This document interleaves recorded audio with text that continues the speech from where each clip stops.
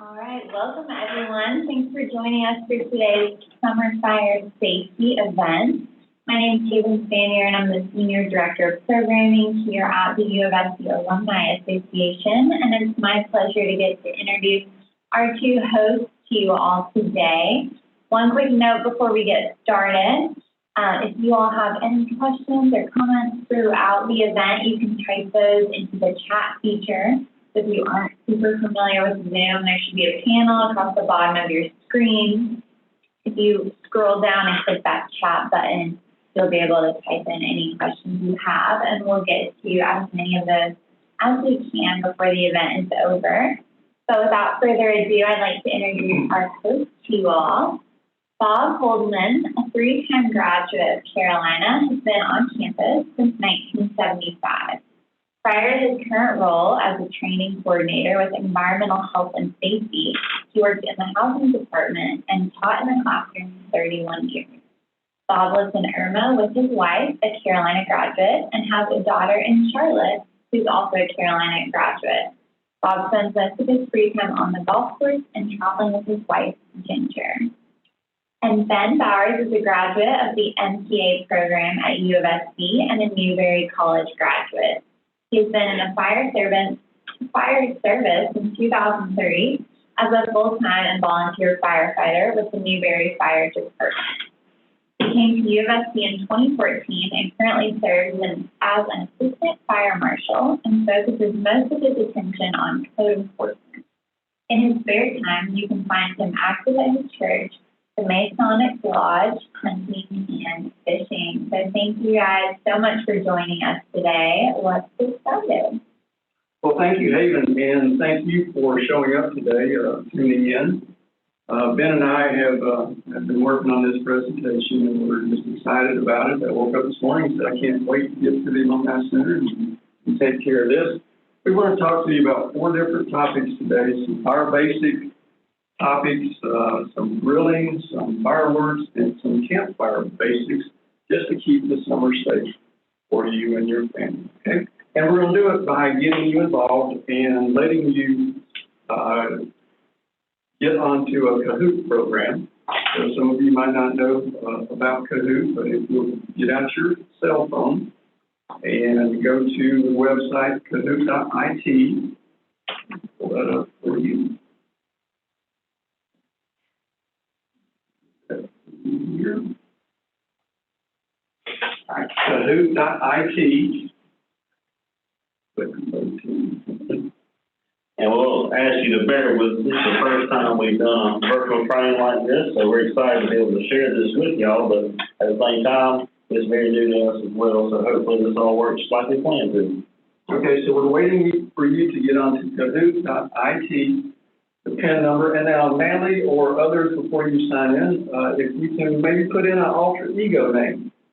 It might be nice, Natalie, around campus. I will hear walking through the Russell House or sometimes walking up the horseshoe, I'll hear somebody yell, "Fire Bob, Fire Bob." And that's the students that I've taught on campus, that's how they know me, so I hear it all the time. And sometimes they're calling for you to fire Bob. Well, in the office it's different when they say Fire Bob. But thank you, Chardonnay and Natalie. I like Sport 74, like it. And I think we have, I think they even said 11 people signed up right now, so I'd like to see a couple more people sign in. Thank you so much.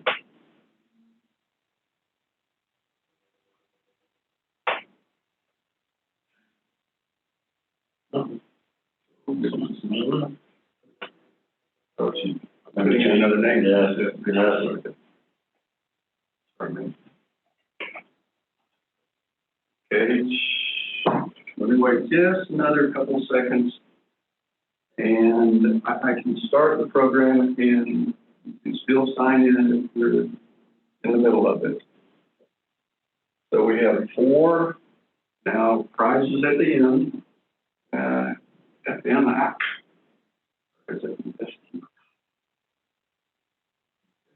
all right, let's start. I'm going to give you 12 questions. We're going to talk about each of the answers.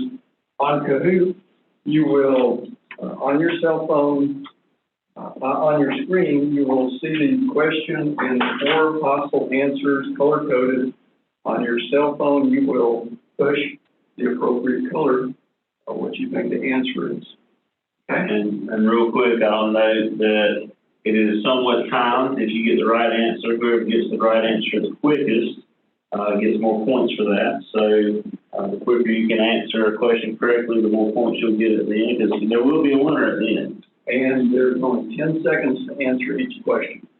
Okay, so let's go. Let's see. First part of this is going to be just about basic fire safety.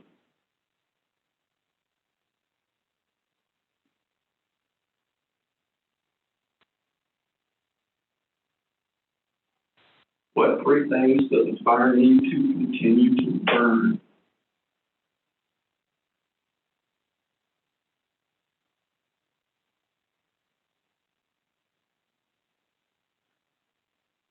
Okay, it is a fuel source, oxygen, and heat. Now, a lot of people say, well, it needs a flame or a spark of some kind. Well, not necessarily. If you have these 3 components together and you have enough heat, you can have a chemical reaction and you can have a fire start. Okay, so why is it important to know the fire triangle? This is what we call a fire triangle. Well, if you know what a fire needs to continue to burn, then you know that you can take one of these away and you can contain or control a fire. Okay, so you want to take one of these away. We usually try to take away what? Oxygen. Most cases. Okay, let's see how we're doing here. All right, we had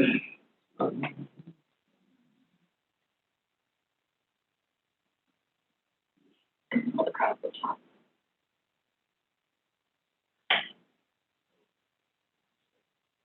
all right, thank you, Chardonnay. Let's go to question number 2. All right, how are fires classified?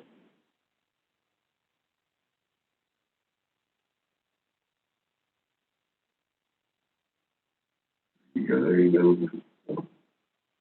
Okay, it's by the fuel source. It's by what's burning, what is propelling that fire to take place.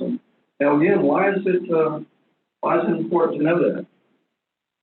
Because we want to know how to put it out, right? Right, let me tell you real quick about the different classifications. In America, we have A, B, C, D, and K fires. A fires leave behind an ash, A for ash. B fires is something that can be contained in a barrel, like oils or paints or gasoline. So B for barrels. C fires are circuitry fires or electrical fires. D fires are metal fires, and K for kitchen fires. Okay, so we have those different classifications. Again, we want to know that because we want to know how to put out that fire. All right. How we do it. Next one. Blue. Thank you. Ben, you ready for yours? I sure am. All right, let's go to number 3.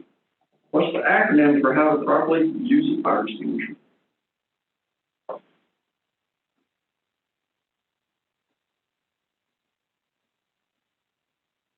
Absolutely. Looks like most everybody got that correct. It's going to be PASS. That's going to be cool, aim, squeeze, and sweep. And so really quickly, I'm going to pull the fire extinguisher up here, and I know you may not be able to see it as well, but I know you can also zoom in, but I want to make sure everybody knows how to use an extinguisher, because normally we do this live, we have a real fire for you, and so of course we can't do that for you today, but many people don't know what to pull, what to aim, so real quickly, there's a pin up here at the very top near the gauge, and you would pull that, give it a good snug, because there's going to be a tamper tag up top with it. And so when you pull that, it breaks that tamper tag pretty easily. Sometimes if it's catching a little bit, you can just turn the pin as well. It'll snap back because it is meant to be broken. Then you aim the nozzle at the base of the fire.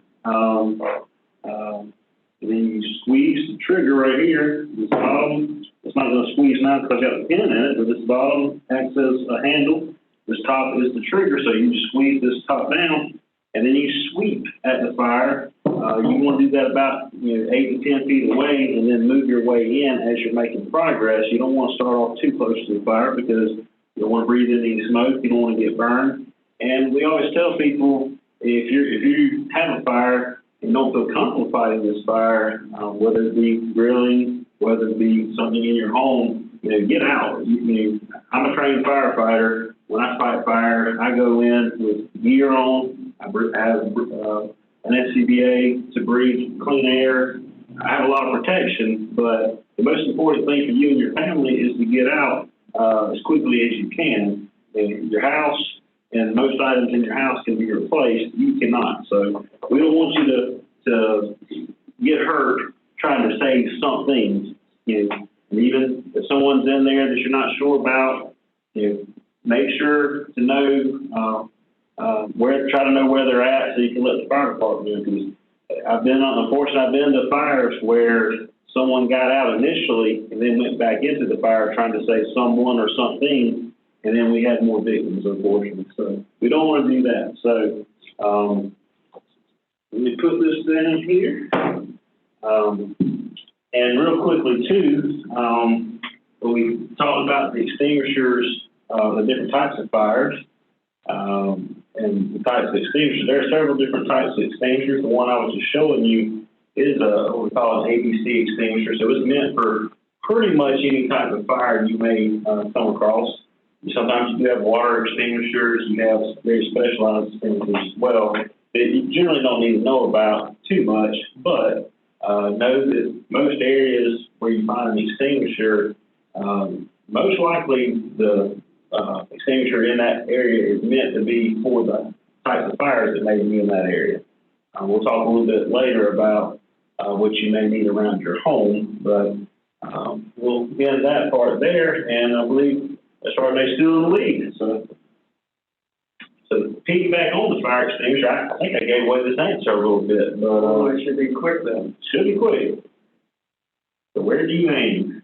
We aim it at the base of the fire. Why do we aim it at the base of the fire? Because that's where that chemical chain reaction that Bob was talking about, that's where that's taking place. A lot of people just say, you see the flame, well, that's the product of combustion.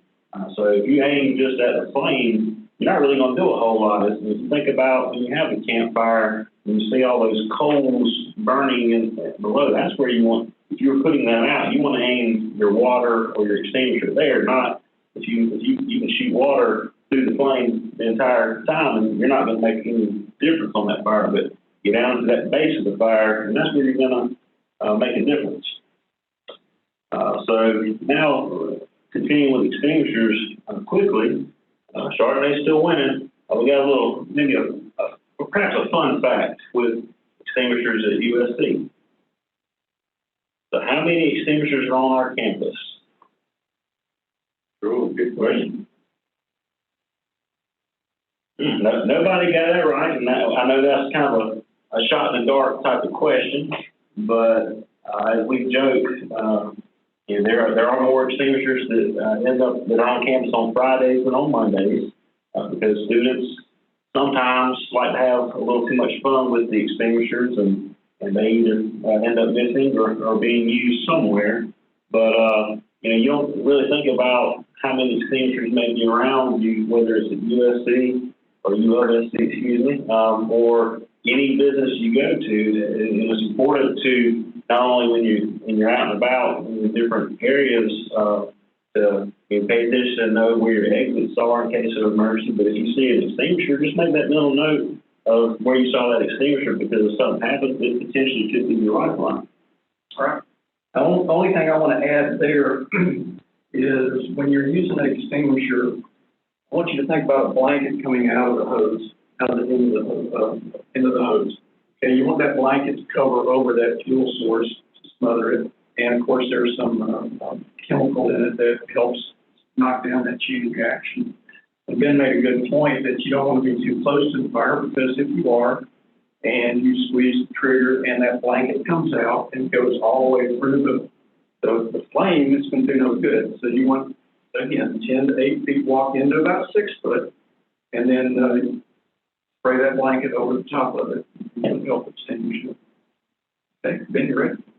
Sure. All right, let's go on.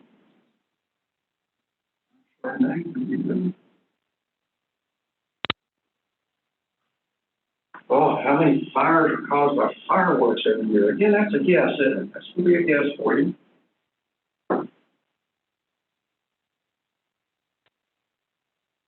Believe that many? All right, guys, that's about over 50 every day. 50 every day that's caused by fireworks. But of course, there's a special time that we have fireworks, right? And when do you think that is?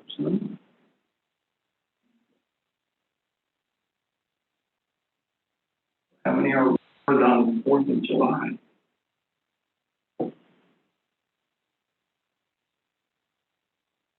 At 5,500. 5,500 just on July 4th. All right, so we have a lot of burns that take place. We have over 9,000 visits to the emergency room on July 4th. So you got to be real careful. It won't surprise you that more males visit the emergency room than females. And it's a sad fact that about a third of the victims are under 15 years old. Okay, so we have to be careful with our children, grandchildren, whatnot, friends. We have to be careful. Here's a good one. I'm sorry to make you keep it up now.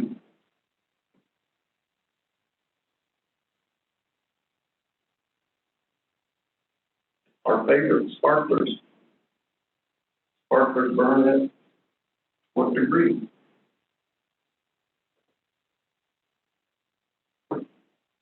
Look at that. Nobody got it. Can you believe that? 1,200. Ben, are you sure that's right?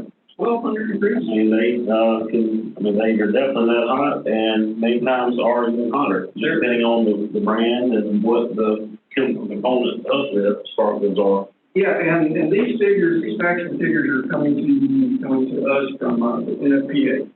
Okay, let's give them a little bit of credit here.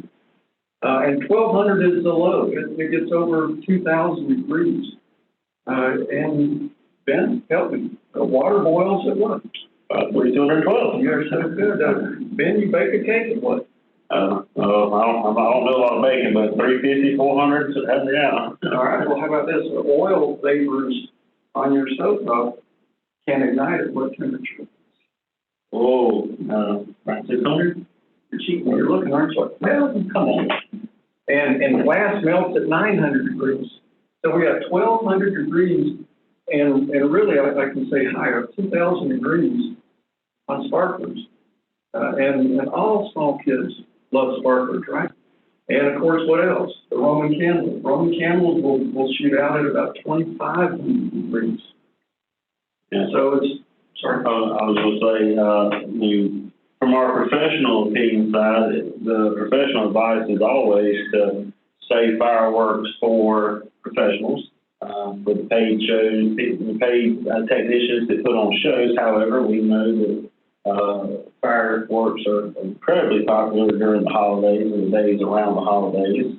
So while we hope everyone does so safely, that's why we try to put out some of these stats to remind people of how careful you do need to be. There's always a joke about around 4th of July that when someone woke up today with 5 fingers on one hand for the last time, because unfortunately that's a very common injury, is people like to hold these different types of fireworks in their hands, but when they light them, not thinking about how quickly they're going to go off. And so if it explodes in your hand, there's going to be a lot of damage. And of course, if you have fireworks that you're going to shoot from the ground, then make sure that they're very stable, because unfortunately in my teenage years, I can recall, even when I knew much better, I can remember using some fireworks that they didn't stay upright like they were supposed to, and you kind of ducked and covered and hoped for the best. And so looking back on that time, especially knowing all that I know now and seeing all that I've seen over the years, maybe not the best decision. And Ben mentioned a little bit about fingers blowing away. If you get a skin burn, think of your skin just like a pan on the stove top. It gets hot, You can turn the heat off and that pan stays hot for a little while. And you can touch it 3, 4, 5 minutes later, sometimes you get burned. Your skin's the same way. The skin gets burned. It stays hot until you cool it down. So put it in some good cool water, 3 to 5 minutes, help it cool down a little bit quicker. Okay? And of course, always wear long sleeves, wear gloves, and have shoes on, and really eye protectors. Some kind of glasses of some kind, because sparklers get over you, Roman candles are shot at you, so you got to be real careful there. All right, go on here. Sharknado, come on, somebody catch up, Sharknado. We're going to talk about grilling now. How many home fires are started by grilling each year? We've got a couple people that got that right. Over 10,000 fires are started just by grilling each year. It also includes almost 20,000 visits to the ER from people while they're grilling. And, you don't think about the dangers with grilling, but anytime you're cooking using some type of heating device, and especially open flames, there's a lot of things to be concerned with. So we'll cover more of that. We're going to hit the next question really quickly, though. We don't want to give away too much.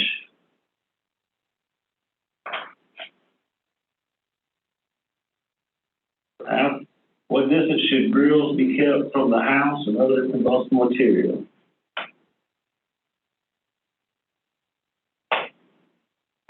Okay, got some. And I'm glad they missed that, because 10 to me is just 6 times. I'm going to put it further away, but that's what the experts say. That's correct. For the record, so yeah, 10 is the minimum. So you can, any of those other answers are fine. If you have the space to be able to be away from your house, the more space, the better. But 10 is your minimum.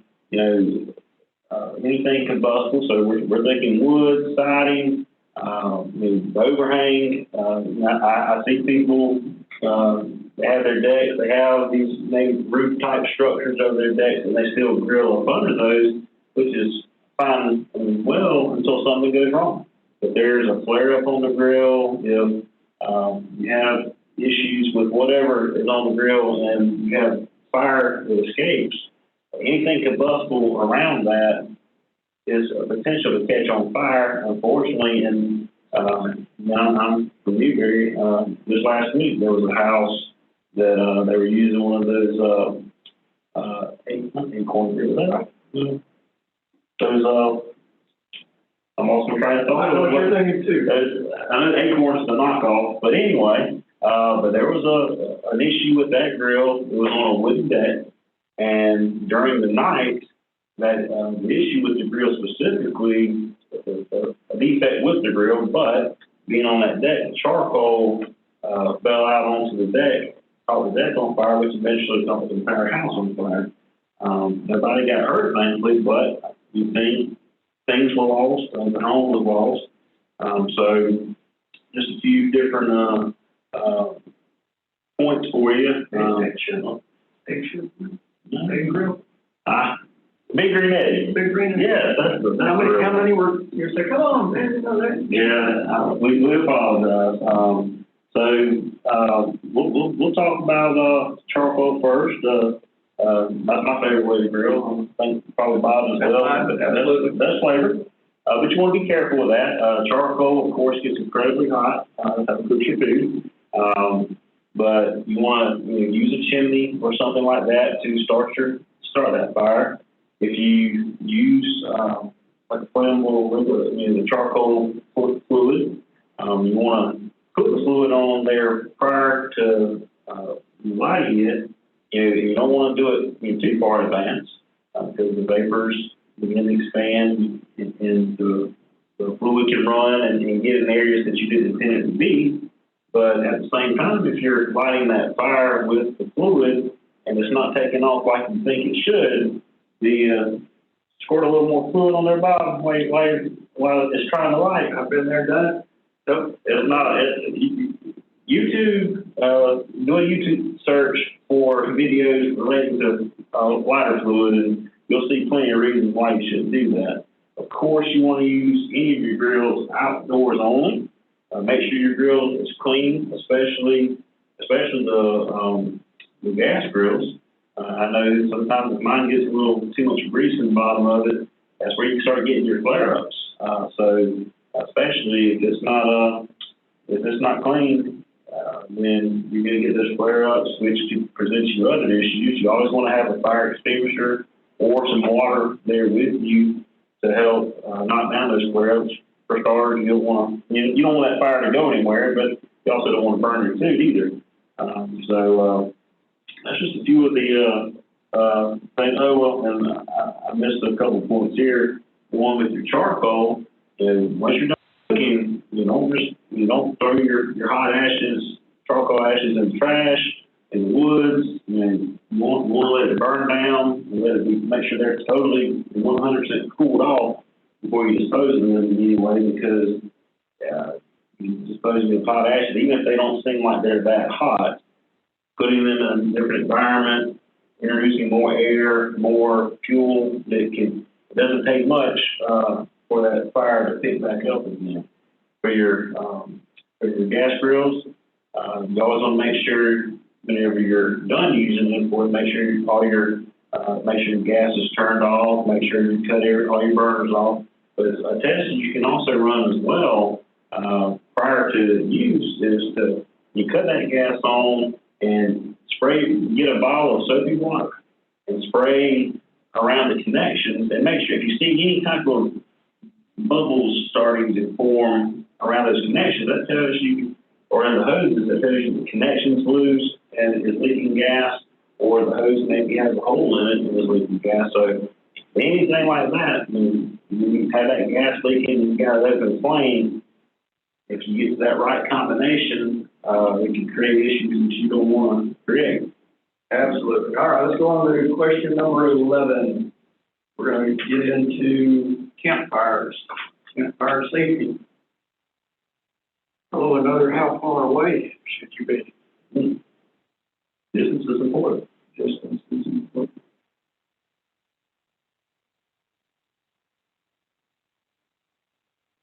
All right, it is 25 feet. There you go, 3 of them, 25 feet. And of course, it's a little bit further than grilling because campfires sometimes they can grow too fast and they can be out in windy conditions. Of course, you want to be very careful when it's windy. Okay. You want to make sure that you always have a bucket of water or about a fire extinguisher when you're doing a campfire. Fire extinguishers, you can get a small 5-pounder for $20, Walmart, $25. So maybe have one, and think about it, what kind of fire extinguisher do you want if you go out and buy one.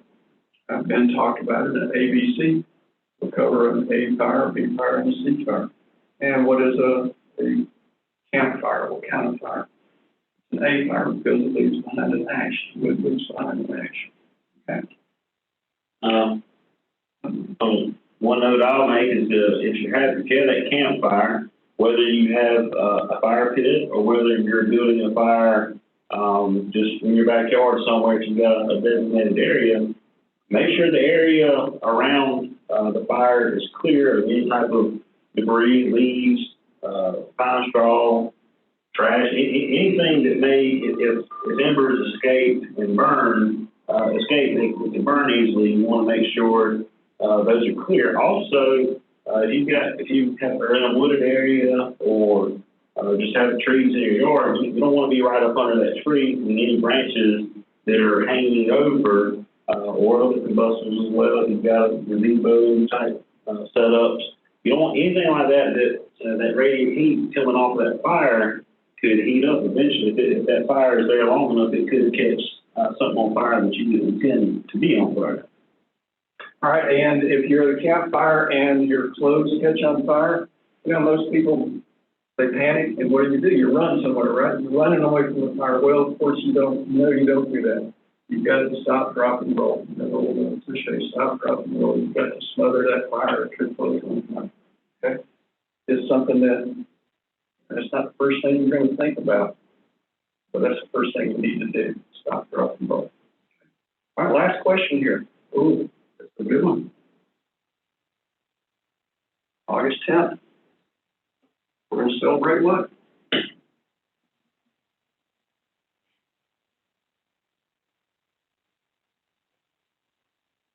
National S'mores Day. National S'mores Day. Gosh, in my family, it's a celebration of any football win over Clemson, because it doesn't happen very often. But National S'mores Day, and the reason I put that up there, I want you to remember that a s'more and a cooked marshmallow is nothing less than a flaming ball sometimes in a child's hand. And they will start to sling them at each other, and that fireball comes at you, so you've got to be very careful. Also remember that if you're using a metal skewer, that metal skewer will get hot, and a lot of burns on fingers and hands will happen as a result of that. Okay? I want to say, well, Bob, we talked a little bit about burning your hands. So if you burn your hands, what should we do? Should we put butter on it? Well, growing up, that's what my mama did. She put butter. Of course not. No, it's water. You want to cool, as I said a while ago, you want to cool it down.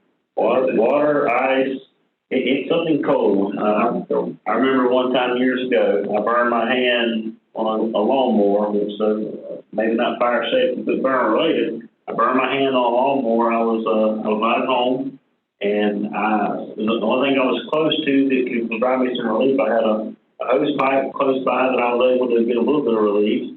But then something to get me to somewhere else for some first aid, there was a drink machine close by. And so I pulled out the only dollar I had and I bought a drink, not to drink it, just to have something cold in my hand to get me to where I was going for some first aid. So sometimes you have to be creative, but don't be so creative with using butter or any type of oil like that.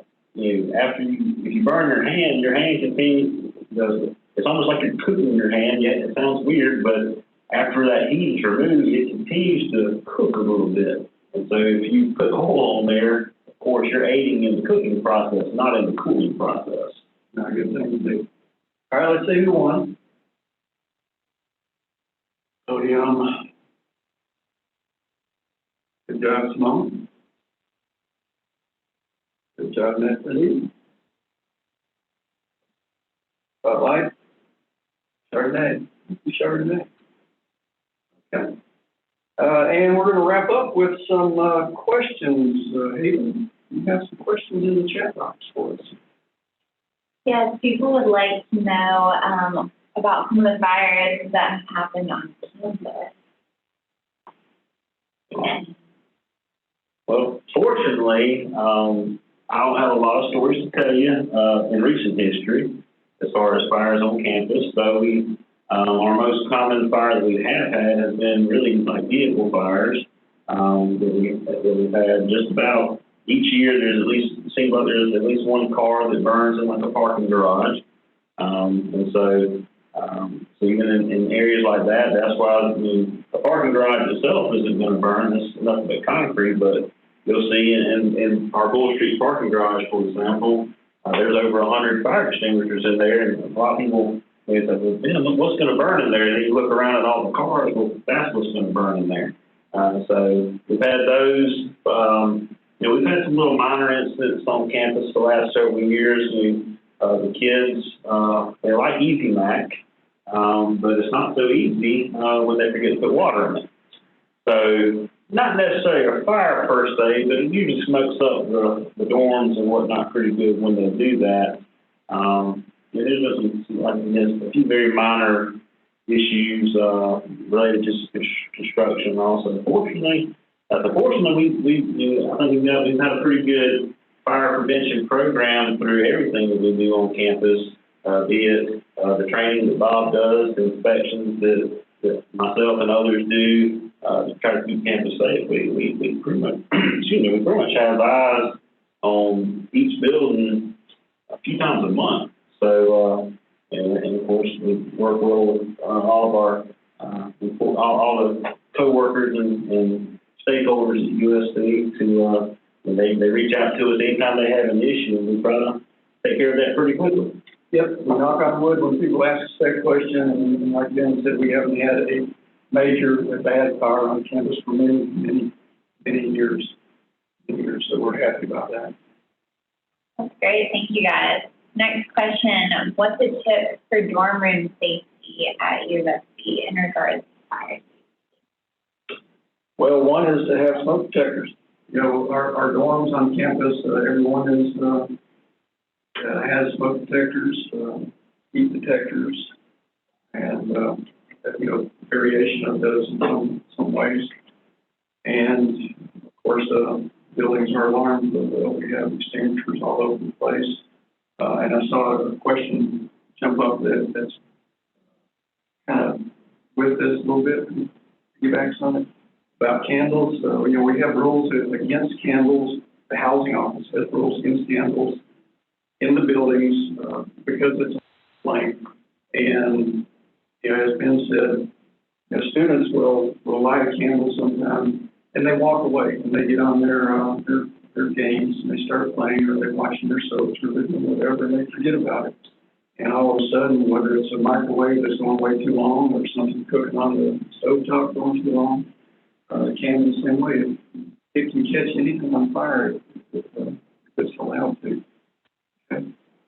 And I also like to making sure you put water in your heating mat, but also in addition to candles, just like we recommend for you in your home, to try not to use extension cords if you can get away from it. If you're going to use anything, use a surge protector. Only use one surge protector at a time. We don't like seeing one piggyback, what we call piggybacking, where you put one surge protector into another, sometimes into another. You know, it's okay to use an extension cord for a temporary purpose, like for example, if you're vacuuming and you need a little extra length on your cord. You know, of course, you can use it for something like that, even Christmas decorations and whatnot. But you definitely want to be careful with anything like that. That's if you're in the workplace and the fire marshal comes by and says you can't do this, and sometimes think about how that may relate back to your home, because you can't do it in a business. It may not be the wisest thing to do it in your home as well. All right. Great question. Next one, are there any particular brand of fire extinguishers that are best to have in your shop? I wouldn't recommend a specific brand. I would just say have one. And hold that up again. Now, there have been some on the market in the last couple of years that have plastic up here, and they're getting away from that. So don't buy one that has a plastic head on it. Get one with a metal head on it. But brand-wise, there's several brands out there. Just having them is important. Each store sells a different brand. There are, from time to time, there have been issues with certain brands where they've had to do recalls on them. So if they're in the store, presumably they are, they're going to be one that's okay to be sold. What I've seen a lot of times, you go to Lowe's, Walmart, Home Depot, etc. They have these different extinguishers. They'll go ahead and call it, hey, here's your kitchen extinguisher, here's your extinguisher for your boat and stuff like that. A lot of that's honestly just a marketing gimmick to get you to buy a certain extinguisher or potentially buy different extinguishers that are sometimes more expensive. But as we talked about earlier, you need just an ABC extinguisher. Typically, the one I just held up is a 10-pound extinguisher, which is a pretty large extinguisher, and the biggest that's really sold commercially for people to buy. But probably each extinguisher, the way they sell them is different, but around a 5-pound extinguisher is plenty for what you would need. They do have smaller ones, so the more the merrier if you need to get if you want to buy them. Well, this leads to the next question. For a 2-story home, how many fire extinguishers should we have? I would say at least 2, and I say that one for each level. Of course, it depends on how big your home is. You may want to have more upstairs than downstairs, just because when you're upstairs, you're more limited in your ways that you can get out. You always want to know 2 ways out. So whether that's going out of a door or out of a window, anywhere you're at, you always want to think about those 2 ways out and how you're going to get out. And so when you're on a second story, one of the things that you obviously have your stairs, but what if those stairs become blocked in some fashion by a fire? How do you get out of that window? They do sell those little ladders that you can have sitting inside of your window. They hang on the window, and a chain ladder falls down that you can use to get out. I've honestly never been down one of those. It doesn't seem like the most fun thing in the world. However, when there is a fire, there's not anything that's going to be fun about that. So that is something that, and they're relatively inexpensive. I think around $30. I know I'm kind of going on a different tangent, but you want to make sure you have smoke alarms in every bedroom, and then hopefully at least one outside of these bedrooms as well. Really a smoke alarm in any room other than the kitchen, and we don't want one actually in the kitchen because they'll let you know how good of a cook you are, or let you know when supper's done or past done, but you don't want to have so many false alarms with that, with one being too close where it's going to go off all the time, because then people get aggravated with them. But you want to have a smoke alarm in every room. And then back to the original question, at least one on each level, but, you know, like I said, they're not terribly expensive, so if you feel like you need more, especially on the second level, to help you get down to the first level if there's an incident, by all means, get one. And let me add one thing, over 53% of all house fires start in the kitchen. So I would keep an extinguisher close to the kitchen, not necessarily in the kitchen. Sometimes you can put it in the wrong location that you can't get to if the fire breaks out. So have it close to the kitchen. I've seen people put them in like the cabinet over the stove, for example, and the stove, if it's on fire, you're not going to have a very easy time getting to that extinguisher. All right, this one's kind of going back to the dorm room question, but I guess it could be relevant to homes as well. Are wax warmers a risk for fires as well as candles? They are, there's always a risk, but there's not as big of a risk, and we do recommend using those. I have one in my office, I have one at home as well. They can't, because they're being heated up by a bulb, they do get warm, very warm. I don't know the exact temperature off the top of my head. So you still want to keep them clear of any kind of combustibles and papers or anything else. That you want to keep them, I would say, about a foot around the warmer clear, just so it doesn't cause any issues. So overall they're pretty safe. All right, I think this is the last question coming up. So if you guys have any other ones, go ahead and type those in. But could you talk about any fire safety tips when it comes to Christmas lights? Boy, if you've never seen a Christmas tree catch on fire, Google that. Mm-hmm. A room, gosh, not much smaller than what we're in here, typical living room, can kill people within 45 seconds, if not less, because of the chemicals that are coming out, the smoke coming out. I always tell people in my classes that enjoy your Christmas lights up until Christmas.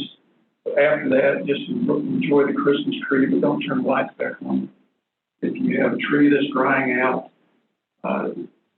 it's just this tender waiting to catch fire. And the extension cords and the lights are the reason that we have a lot of fires. You got to be very, very careful. So, he's talking about a live Christmas tree. So if you get a live Christmas tree, you want to make sure before you put it up, you put a fresh cut on the bottom. You want to make sure you water it daily.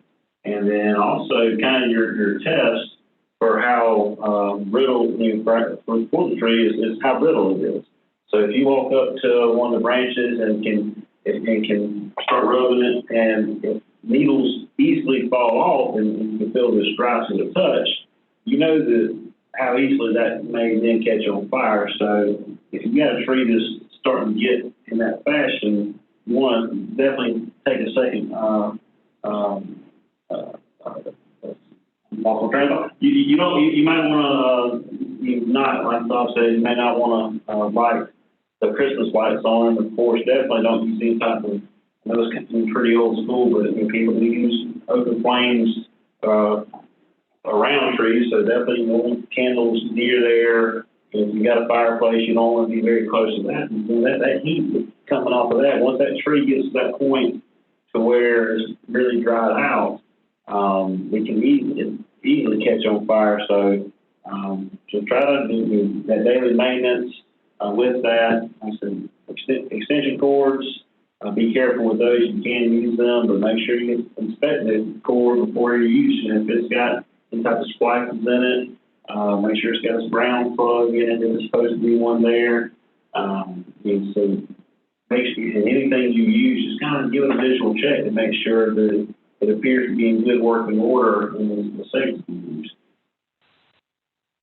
All right, well, thank you all so much. It looks like we got to everyone's questions today. So I hope everyone who joined learned a little bit more about how to be safe this summer with all of your activities, but also all the way through the year.